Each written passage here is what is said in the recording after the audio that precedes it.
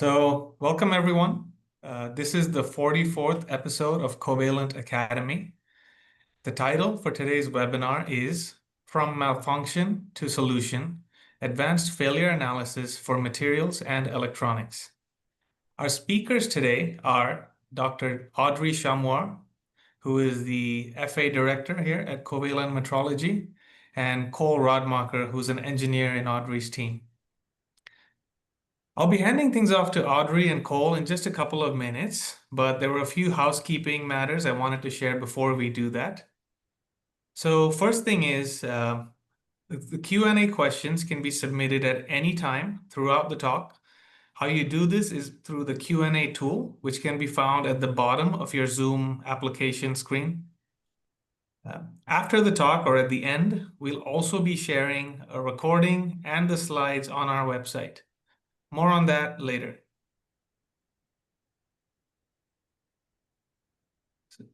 So can you please go to the next slide? Thank you. Okay, first, a few words about Covalent Metrology. So we are an analytical services and failure analysis lab. We're located in the heart of Silicon Valley. We're in Sunnyvale, California. Hopefully a lot of the people on the call already use us and they come by and benefit from collaborating with us. As you see here, we have a lot of different analytical tools. Over time, we've grown to over 100 plus tools, 80 plus employees, a very high fraction of experts and PhD level scientists. We're really trying to be your go-to premier partner or one-stop shop for both routine metrology as well as more detailed FA work. A little bit of background about the team and myself. So when I started 2.5 years ago here, I actually started in the FA group. So Audrey and I were kind of the only people. It was a very small part of Covalent. And I've just been amazed to see how much that group has grown. We have a lot more members and a very dynamic team now. But it seems like customers really like that extra touch where they get to consult with us, go over the problem statement, come up with hypotheses, and run an entire FA. And rather than just get a data dump or a static report at the end, engage in a more consultative type approach. And we're responding to the market by hiring and constantly growing this team. As you'll see with the case study shared here, there's really a DNA of service as well as problem-solving attitude, which customers tend to like. With that, I'm going to jump into brief introductions for Audrey and Cole. As I mentioned, she's the director of our FA group here. Her background and specialization is in materials characterization, and her core expertise is really thermal and electrical property measurements, as well as FA of consumer electronics, PCBs, and other devices. She has extensive experience working in startups, so she understands the need for fast and high quality data to make high impact decisions. And she's really very passionate to work with customers to help solve problems. Cole is a more recent addition to the group, but he comes with several years of experience, more from the metallurgical background, right? So looking at metal microstructures, fractographic examinations, and things like that. So we really value the new expertise he's brought in-house. And in the meanwhile, he's also been learning from some of our core competencies, which lie in the consumer electronics space. Cole is very motivated to get customers high quality data and is diligent to provide accurate results as well as meaningful interpretations for their problems. So that's my bit. Audrey, please take it away from here. Thank you, Pralav. So I wanted to start introducing a little bit my team here because, as Pralav mentioned, it's a bunch of motivated people with a lot of different backgrounds. We have people who are specializing in material, metallurgy, PCB, electronics, polymer, battery, you name it, we can do it. We have many years of experience. We also get to learn with our clients as well because everybody's developing their own technology. But in a nutshell, we work a lot on electronics, PCB, components, semiconductor device in generals, battery, a lot of work on metallurgy as well, looking at welding, we're looking at corrosion, oxidation. polymer analysis as well, looking at interface material, adhesion, and also looking in different type of industries, whether it's automotive, medical, chemical, a lot of renewable energy as well. So all of us is bringing a different knowledge and background that makes our team, I would say, pretty strong in general. So how about how FA work at Covalent? So we do not only do work for full root cause analysis, we also do what we call level 1, which is I just need data. And this is basically you need some quick X-ray on an analysis, you need a quick decapsulation of your package, and you just need data, just images. We can provide that. We don't always go into the full root cause analysis. You want something quick, we can give it to you. Second level, level 2, is more involved, a little bit more involved. We provide some background, we provide some conclusions and a report with the analysis, and we try to give as much advice as we can based on the information that you guys gave us for this analysis. Now the level 3, which is more what we're going to talk about today, is the full root cause analysis package, where we sit down with you, we discuss your problem, we discuss your process, we try to really understand what you're doing, what your problem is, and how we can help you solve it. At the end of this, we provide a report with recommendation, and we discuss that with you, obviously. So this is more what we're going to look into today. Now, if we look how we actually proceed in general when we have a client coming to us with a problem. So it all starts with you, obviously. Something is not working, something broke, something is failing, and you don't know where this is coming from. So you come to us, and we're going to try and sit down and discuss your problem. And this would be the part of the diagnostic and the solution that we're going to look a little bit more deep into right now. So like I said, you come with your issue. We try to sit down with you. We discuss your problem. We try to understand your process, what can fail. We try to understand how many parts are failing, and also try to understand how urgent your work is, or if this is just like a routine check for you. We define the scope. We define what we would call a success criteria. And then after that, we kind of build an action plan with you, tailored to your specific demands, with hypothesis that we formulate during our discussion. So once we all agree on the method that we're going to use and how we're going to work on this, then we start working. The way we start working is that usually we always start with anything that is non-destructive. We just take a lot of images, we do a lot of documentation, we take a lot of pictures, we store all of that, and we make sure we document anything that can be relevant. Then after that, once we're sure we can keep moving, then we start collecting data. We use any analytical tool that we have at Covalent. Like Prav mentioned earlier, we have a lot of tools at Covalent in general, so we can usually provide a lot of in-depth analysis on your problem, naming a few here: SEM, EDS, FTIR, X-ray, etc. So now, once we actually have all of our data together, we put that together. We provide an analysis, correlate the data. We also look at how it works with your process, and then we try to understand what could be the root cause analysis of your issue here. We report your finding. We give you a nice report. We discuss that with you, and as much as we can, we provide corrective action if needed or some recommendation. And then we can also help you put this in place at your company. And we can also follow you along the line when you're trying to do those corrective actions and try to give some help and give you help along the way.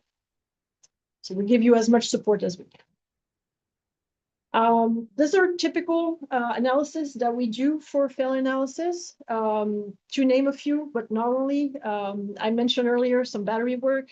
We do a lot of non-destructive and destructive analysis, cell tear down. We have everything in-house to deconstruct cell and control environments, and to do the analysis of the electrode materials and electrolytes and everything that's related to this. A lot of PCB work, components, fractography analysis, and a lot of inspection, correlation to microstructure. understanding of material degradation. We also work on insulation, thermal insulation material, and all those type of things. So this is just some typical example. Again, this is not limited to what we can actually do. But today, mostly we're going to discuss about three different case studies. The first one will be a PCB failure analysis. The second one will be related to an aging study, more or less.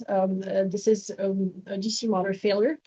And the third one will be a fractography analysis. Okay, on that note, I will start with the first case study, PCB analysis. So in this story, the client came to us and notified that he had intermittent signal on his PCB. So he did himself some electrical testing and he narrowed down the issue to some specific location, component trace. And so he just gave that to us and hoping that we can help him understand where the intermittent signal can come from and what it is due to. So listed on the right are some common failure mode that we can observe on PCB for this type of symptoms. We can look into via issue, trace issue. We can look into solder joint issue as well, and eventually, potentially look into environmental factor. But first, generally speaking, we're going to go into more the core of the PCB and the component itself to look if there is any signal loss due to breakage somewhere. So this is the plan that we came up with our client that was agreed upon. So as I mentioned earlier, we always start with a visual inspection, documentation, and especially looking with special attention to the location of the issue. We use IPC standard. We are certified for IPC standard inspection and cross-section and all of that. So we always pay attention to some specific detail related to that. And then we proceed with non-destructive analysis, as I mentioned before.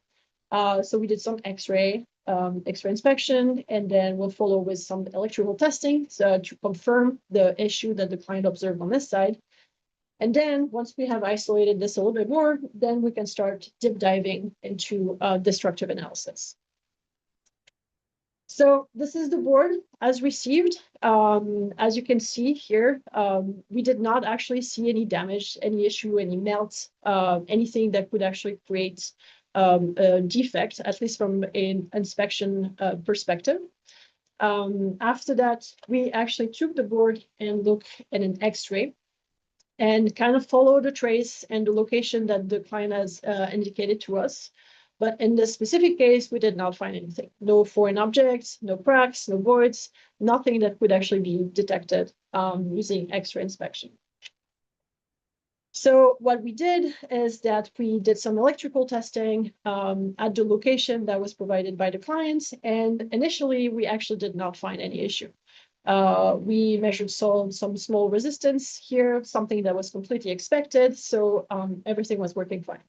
So what we did, we actually cycled the board in temperature. We heated it up, cooling down, measured again, still nothing. And then repeat multiple times. And then eventually we started seeing some failure on some of those traces. So this was completely related to some coefficient of thermal expansion, something the temperature was doing to this board or the component or the solder. And so this is what we would need really to look into in that case. So we actually isolated the problem to specific microvia, and with the help of the client, right? We worked together with their file, with their information to actually understand more specifically where the issue could come from. And we narrowed down the issue to those two specific microvia that are pointed there in X-ray.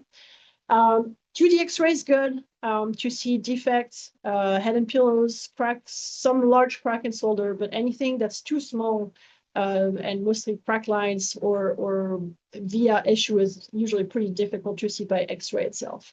So the only thing we can do with X-ray here is really locate the via, and then anything we can do after that will be more in the destructive analysis. So we went ahead and performed a cross-section. And as you can see here, we actually intercepted the two different types of via And we can see the difference between what a good via looked like, which is on the top, and a bad via look like. So I'm calling it bad via because I know now that this via had an issue. But what we kind of see here is just a separation. We don't really know at this point whether this is an open or not an open. So we looked at those cross-section using SCM-EDS to look if we were seeing any contamination issue. So this is just a control sample, but for the crack sample, the separated interface via, we did not actually see anything that was screaming problem in the EDS itself. But we could definitely see a crack line on both sides of the VI itself, as you can see on this image here. So left side and right side, you see a separation right there between the copper plating and the copper trace. Like I said, the SCM-EDS, which is elemental analysis of this via here, did not give us any information on what was happening. So what we decided was to actually cut a very small lamella here at the interface between the copper plating and the copper pad to look if we were actually seeing anything suspicious here. And this is what the TEM inspection looked like. So on the left side here, we have our lamella. You have the copper pad on your left side and the copper plating on your right side. Everything you see at the bottom here is a defect due to preparation, but the crack itself, you can actually observe it at the top of the image here. What we saw here mostly was a formation of an oxide layer at the crack itself. And then we did not observe any nickel or palladium, which are usually used for electroless deposition of copper on target copper pad for microvia. So in this case, we actually figured out what the problem was here, since the intermittent signal was actually due to microcrack present in the via. And this was definitely exacerbated by increasing the temperature. So we saw that there was a crack. We saw that there was some oxidation happening there. And then we came up with some recommendation for the clients to look into the process to try to improve their procedure in order to prevent this. This was going over multiple iterations, but eventually the client came back with different tests that they made in-house, and we tested this every step along the way, and the problem solved eventually. So this was the first example, PCB failure. Now we're going to kind of change a little bit in what we're looking into. We're moving more to metallurgy problem with a DC generator failure. In this case, the client came to us with a DC motor that's just making noise. It just rattles. It's working okay, sort of, but it's just making a lot of noise. So in this case, again, we didn't quite know for sure what could cause this, obviously. So we come up with a bunch of hypotheses of what could happen in this DC motor. Is this a misalignment? Is this something that's broken inside? Or is this some type of contamination that's just like brushing against the magnet? So this is the type of general common failure that we would see. So obviously, again, first step in this case is to just look at the material as received, test it. Is it powering? Is it not powering? And then just typical general inspection. Once we have more information, then we can start opening the DC motor itself and look at the different components of the motor to understand if there is any problem. So winding, shaft, magnet itself. So we tested it, output voltage was fine, and so nothing apparent from the outside. So we decided it was okay to open it. And so we opened it, look at the different parts of it, the winding, the shaft, everything looked intact, but we found some debris inside of the material. And looking at other parts, specifically the magnet, it appeared that the debris were coming from the magnet because the magnet itself was not looking very good. We were seeing some cracking and some weird surface damage. So we kind of have like to reformulate and to rethink our issue here. So we came back to the client, tell him your magnet is probably failing. We need to, do you want to understand why your magnet is failing, or is it just okay for you to just move on from that and just accept that your magnet is just failing? And they wanted to know more. Why is my magnet failing right now? So we came up with a plan again, based on what we could understand. So going obviously optical inspection, cross section, look at how the magnet look inside, look at the composition of the magnet too. Is it meeting the specs? So this is when we're going to use ICP-OES, inductively coupled plasma optical emission spectroscopy, which is a tool that gives very accurate results to the ppm level for this type of materials. And then hardness is the mechanical property of the material meeting the specs as well. And then after that, we went for a cryofracture analysis, which is that we actually took the magnets, dipped into liquid nitrogen, and then forced the breakage to open up the fracture surface and being able to observe them. So this is the magnet as received here. So you can see that this is definitely not a pristine magnet. We can observe a lot of crack on the surface itself, a lot of discoloration. The coloring of the magnet is definitely dull. And so we can see that this magnet already suffered some damage, some type of damage. This is a cross-section view of this magnet. In this case, we're seeing a lot of shrinkage voids. So those shrinkage voids are apparently not the cause of the failure here, because they're not anywhere close to the surface and could have caused any debris to leave the bulk of the magnets, but they're usually created by manufacturing, and most importantly, uneven cooling. When it's cooling too fast and you have an important gradient between the outside and the inside of your magnet, then you tend to create those shrinkage voids. But what mattered most here was the presence of those cracks here on the surface, as you can see on the two images on the bottom here. And those are definitely located on the outside surface of your magnet. Also quite uneven surface, as you can see on this image right there. So this is after etching. So we want to look at the grain structure and understand a little bit more what's happening there. And the first thing that popped up on the surface specifically was that we were seeing a lot of crack in the bulk of the material itself, a lot of crack between grains. And this is definitely not a good thing. We observed a lot of also transgranular cracking on the surface of the magnet itself. And you can see a lot of those cracking here at the bottom. And so what's important here is that not only this magnet is slowly failing, but it's mostly due to fatigue and potentially stress corrosion, because this is usually what those transgranular cracking are indicating.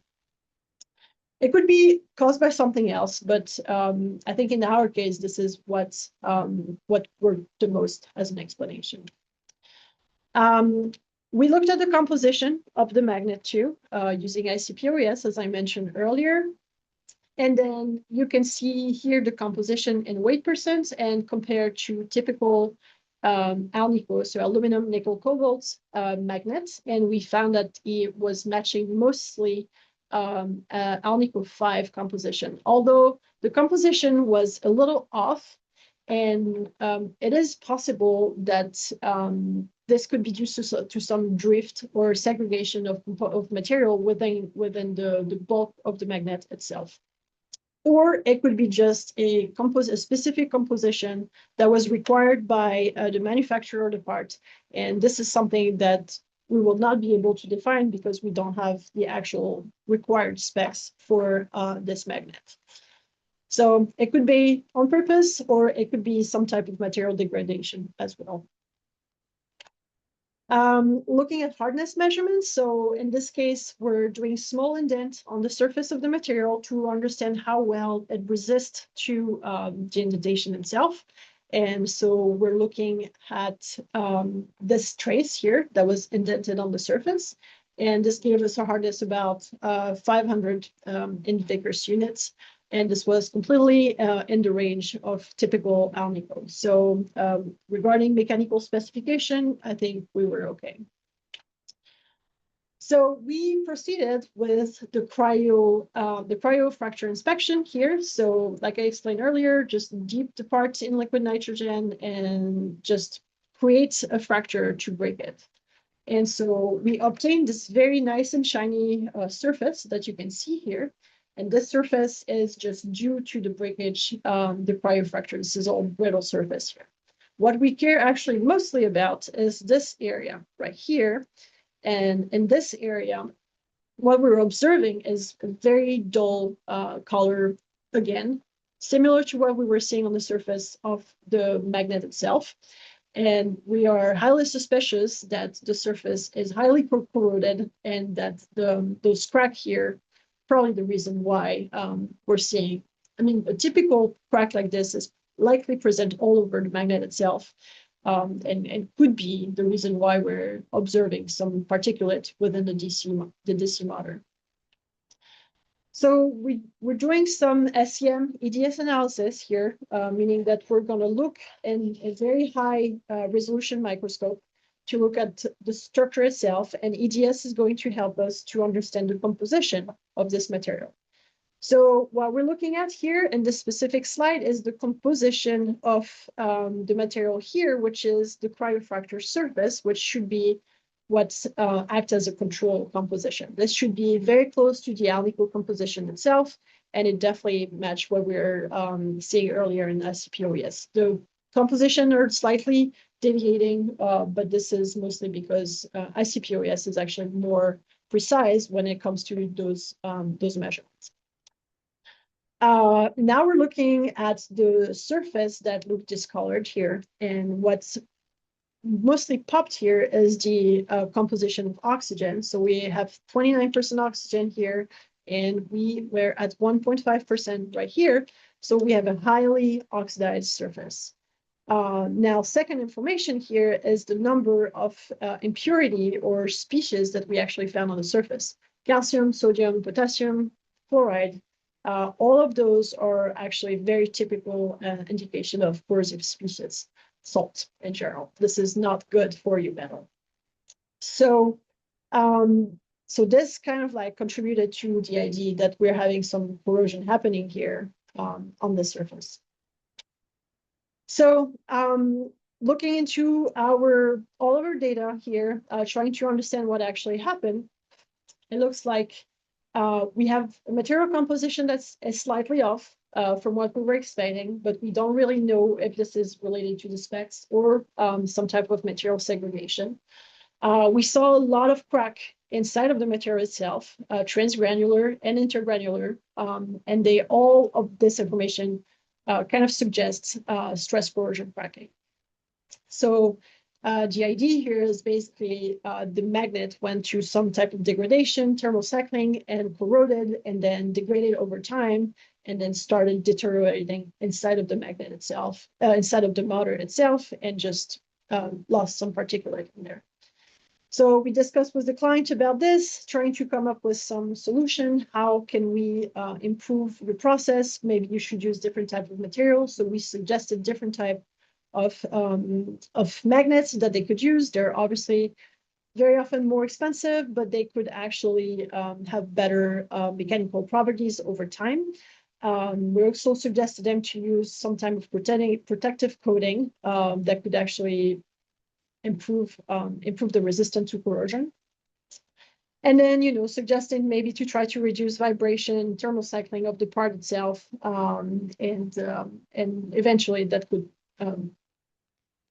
help with this issue.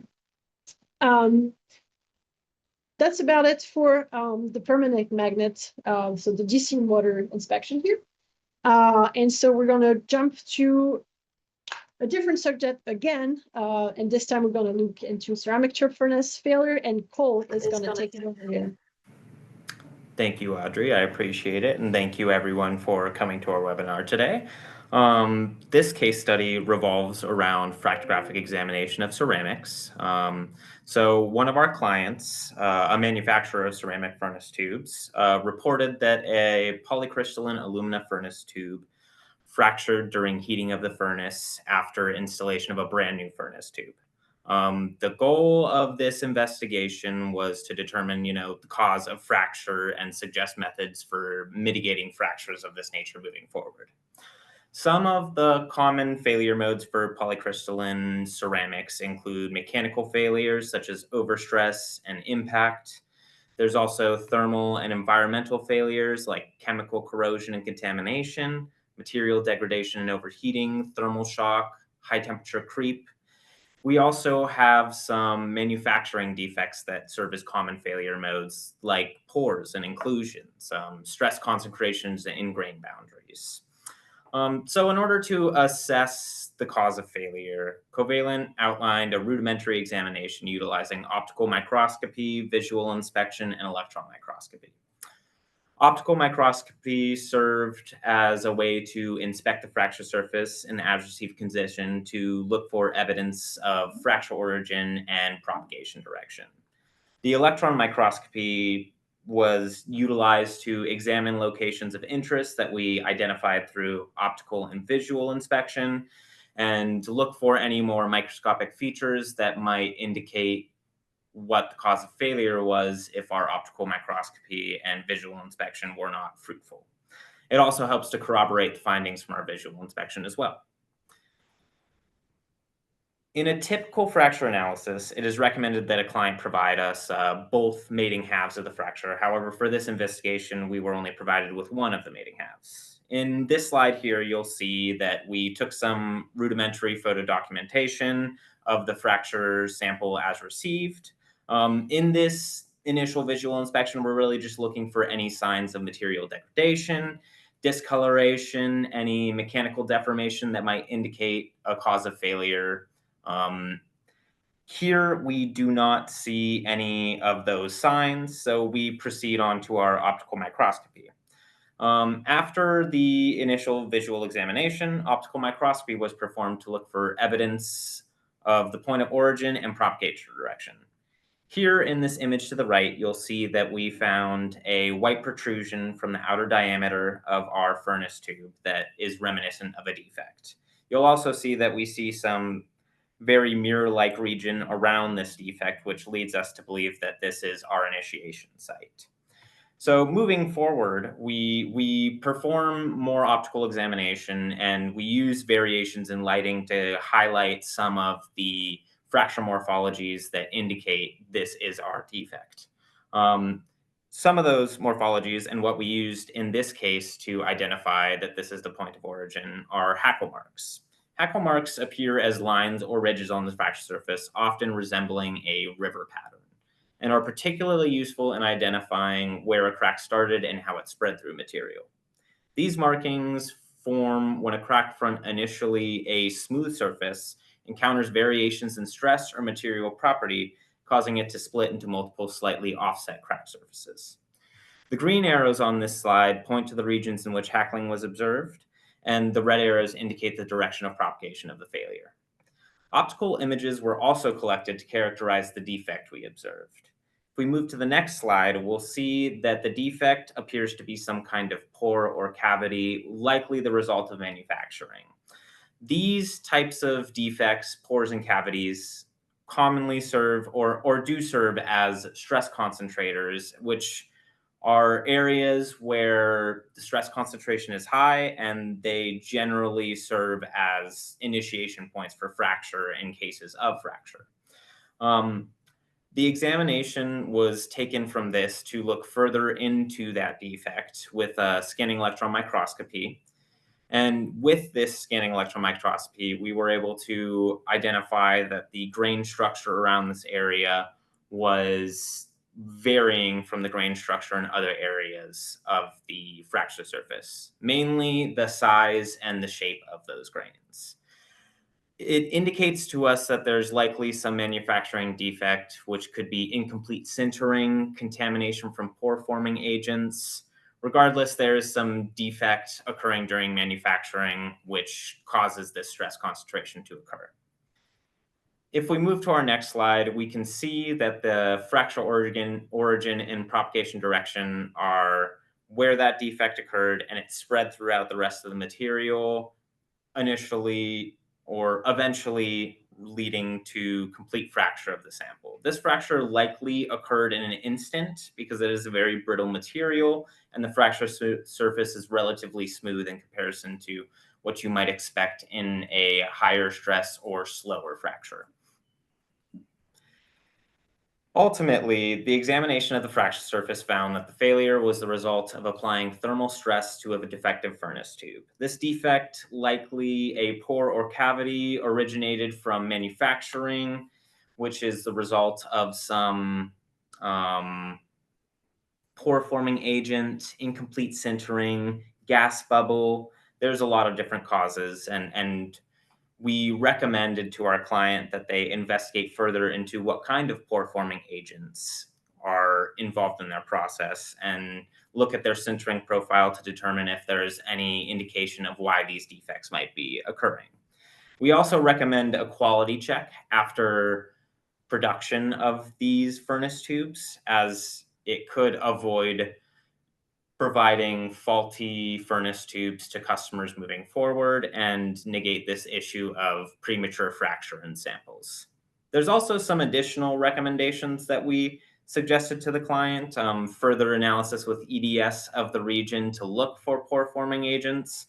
And also we can calculate stress of failure in that region using some of those fracture morphologies and the radial distance from the hackle marking to the center of the defect. However, we were not able to do that in this case.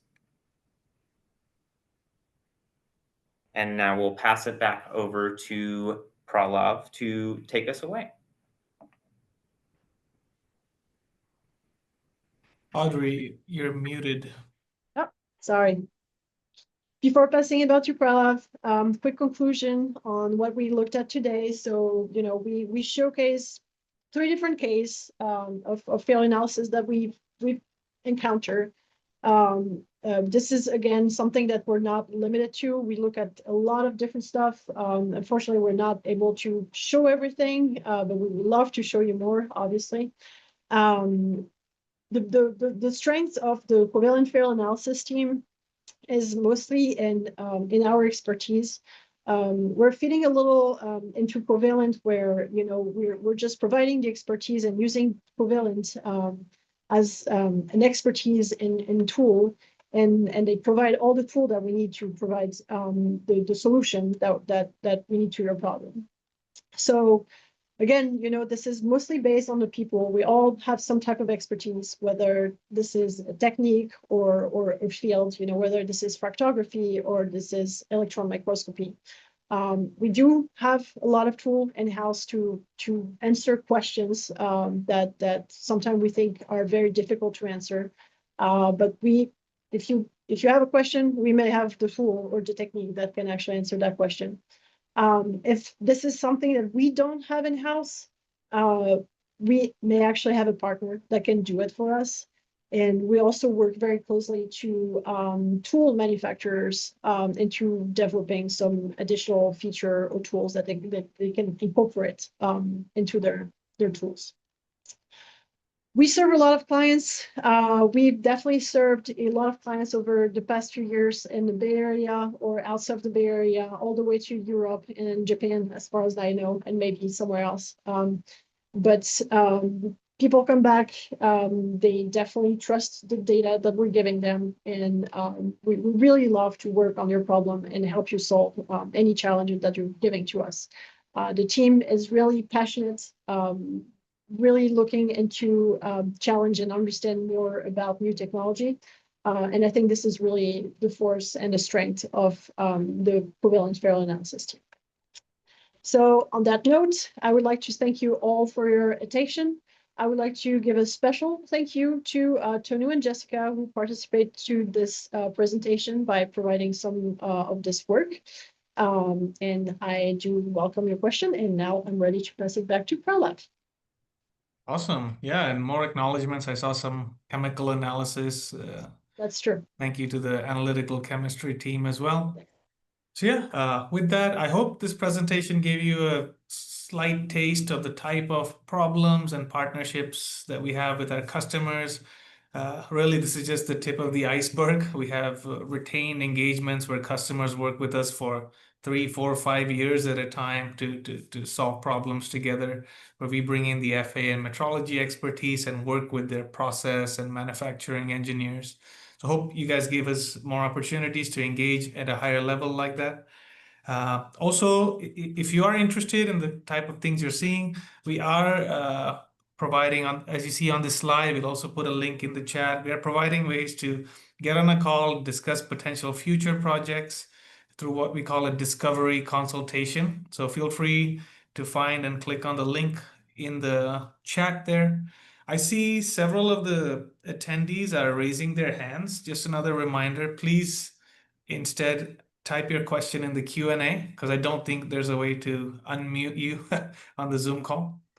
So yeah, Audrey and Cole, as you saw, shared a ton of great information here. If you go to the next slide real quick. However, this is not the first time. Covalent is all about educating and working with the community too. So we've developed an entire Covalent Academy, completely free of cost. You just need to go to academy.covalentmetrology.com and access this talk that will be posted there, as well as several talks we've posted over the years over various metrologies. We're constantly getting really good internal as well as external speakers to keep this academy up to date. So yeah, feel free to give it a shot and let us know if you have any feedback on that. And yeah, next slide. Yep, let's finally dive into the Q&A. I see some questions are coming in. Please keep sending them my way. All right, so this first question here is about more PCB type of services or analyses. Could you talk more about the work you conduct on die and pry testing of PCB BGAs and what can you learn from that type of testing? Sure. So we do a lot of die and pry testing. We have everything on site to die samples, and we usually do that under multiple cycle of vacuum and pressure to make sure it penetrates the potential crack very well. We, after that, use an instrument to pull the die. We can actually even give you the force necessary to pull your components. This is something that people are asking. And then we provide the optical inspection. We can do the analysis both ways. We can do it following the IPC standard, which is usually a little bit more expensive because it takes a lot of time. Or we can just give you a quick answer, good or bad.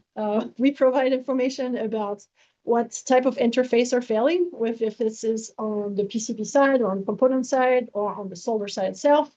And then we would document and show on the map which components are failing, if any of those components are failing. We can do any size of components. We've had very, very large component coming to us recently.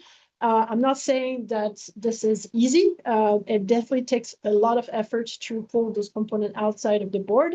But yeah, we can do as small as few millimeter and as large as 10 centimeter by 10 centimeter. I think this is the largest we've done so far. Awesome. Thank you for that.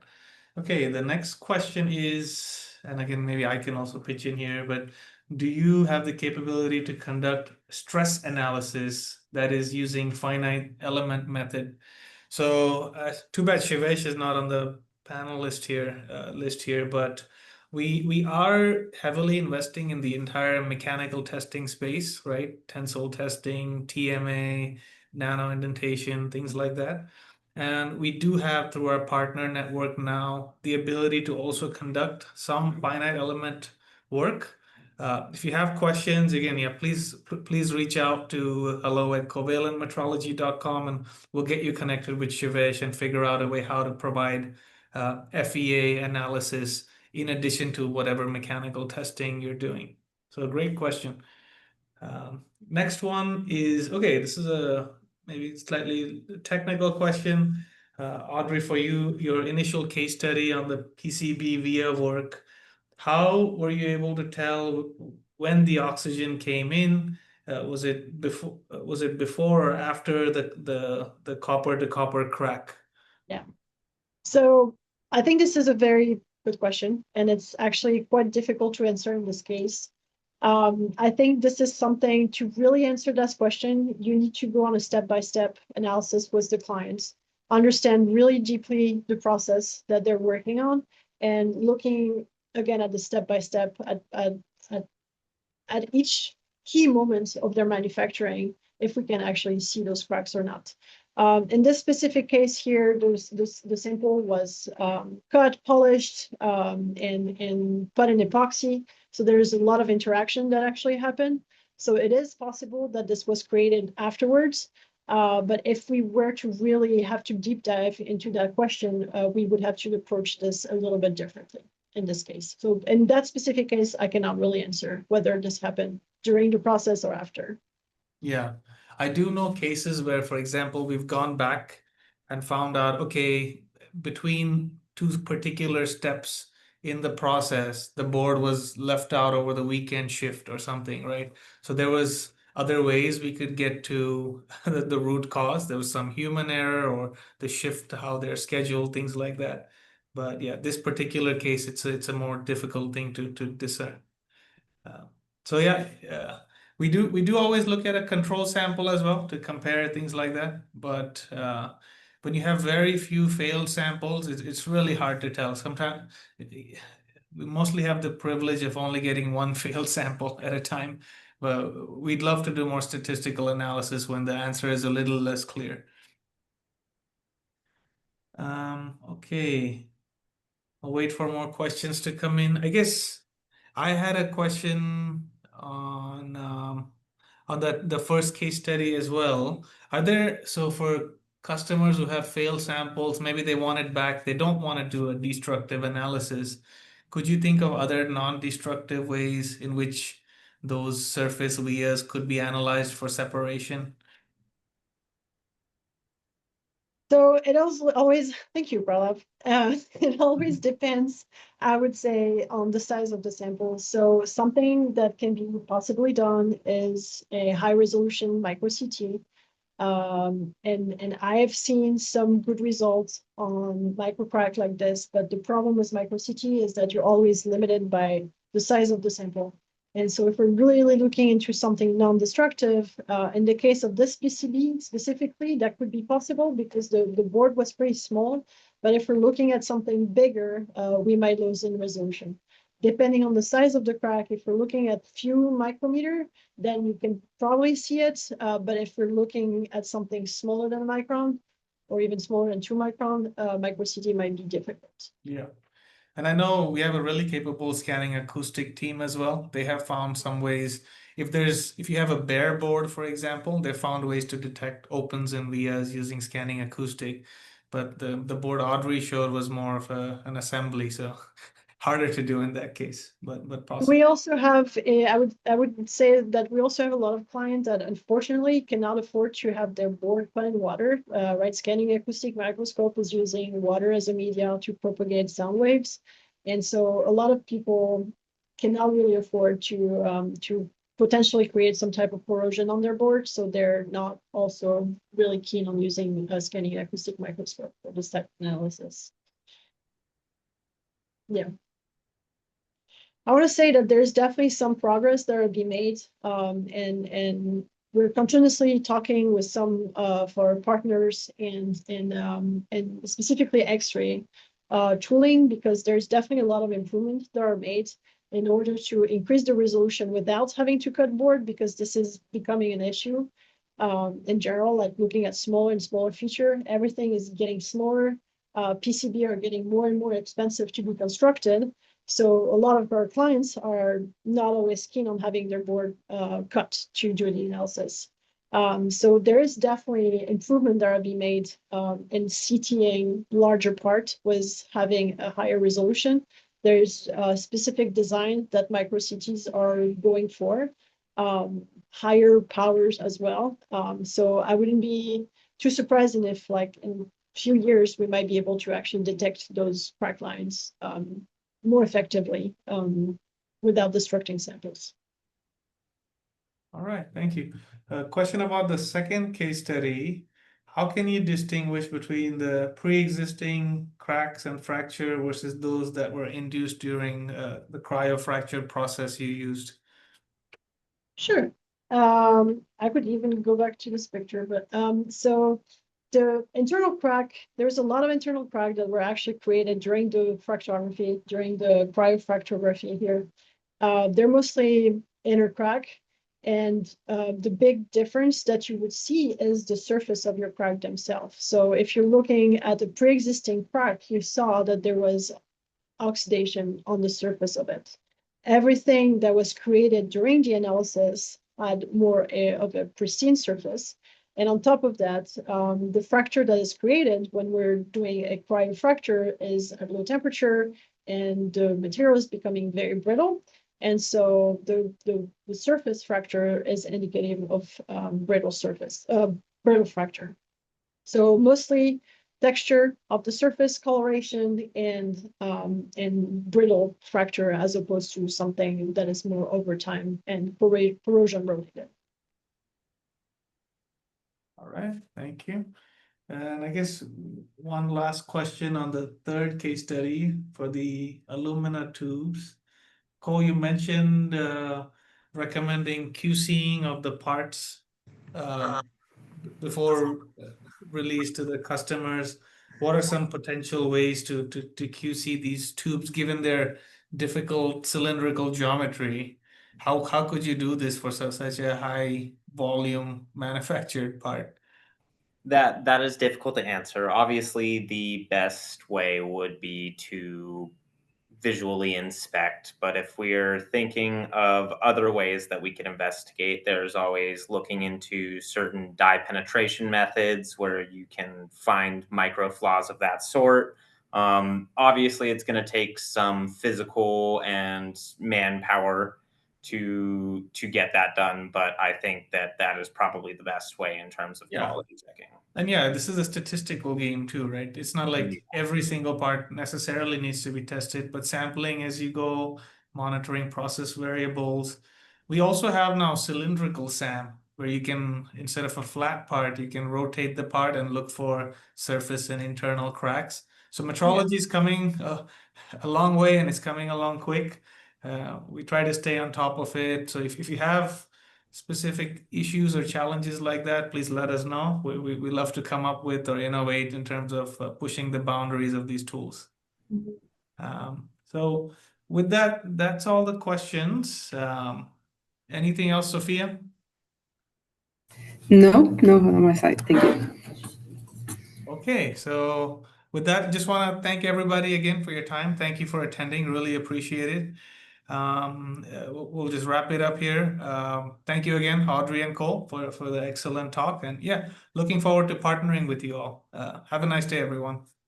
Have a nice day. Don't hesitate to reach out if you have any questions, comments, anything. Bye. Thank you. Thank you.